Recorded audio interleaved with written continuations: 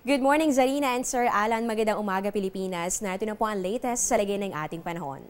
Sa unang araw ng Setyembre, patuloy po ang pagbabantay natin dito sa sama ng panahon o low pressure area na huli pong namataan ng Pag-asa sa layong 605 kilometers northeast ng Itbayat, Batanes. Ayon kay Pag-asa, weather forecaster Shelly Ignacio, within the next 12 hours, malaki po ang tsansa na ito ay ma-develop sa pagiging isang ganap na bagyo at tatawagin po natin yan bilang Bagyong Enteng.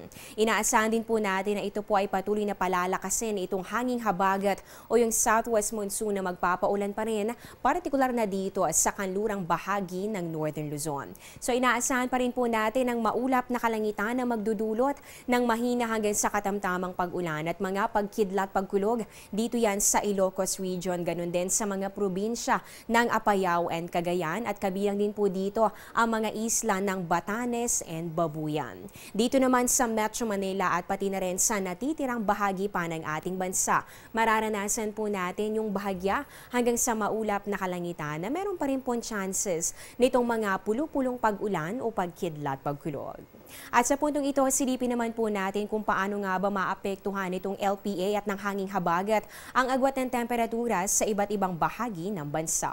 Unahin po natin dito sa Luzon para sa mga magna-night market dito sa Baguio City mamaya, ang temperatura 16 to 19 degrees Celsius. Inaasahan po natin ang tsansa ng mga pulupulong pag-ulan o pagkidlat pagkulog.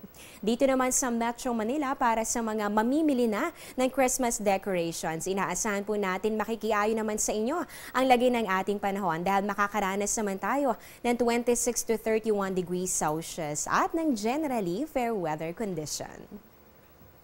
Dito naman tayo sa bahagi po ng Visayas, for Tacloban, Iloilo, Bacolod at ganoon din sa Metro Cebu, ang temperatura sa pagitan ito ng 26 to 34 degrees Celsius. At yung panghuli na lamang po natin, dito naman sa bahagi ng Mindanao. Ayon po sa Pag-asa, dito po sa Cagayan de Oro para dito sa mga vendors ng puto bongbong at bibingka, inaasahan po natin ang temperatura 25 to 32 degrees Celsius. Habang yung pinakamataas sa temperatura, ibig sabihin po niyan, mainit at maalinsangan po ang panahon. Dito yan sa Metro Davao, posibleng umabot ng 26 to 34 degrees Celsius.